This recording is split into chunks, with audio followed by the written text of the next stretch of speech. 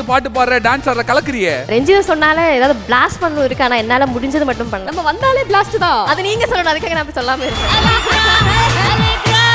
3 கதாநாயகிகள் மோதும் புத்தம் புதிய நிகழ்ச்சி ரஞ்சிதமே வரும் ஞாயிறு முதல் வாரந்தோறும் பகல் 1 மணிக்கு உங்கள் சன் டிவியில் காணத் தவறாதீர்கள்.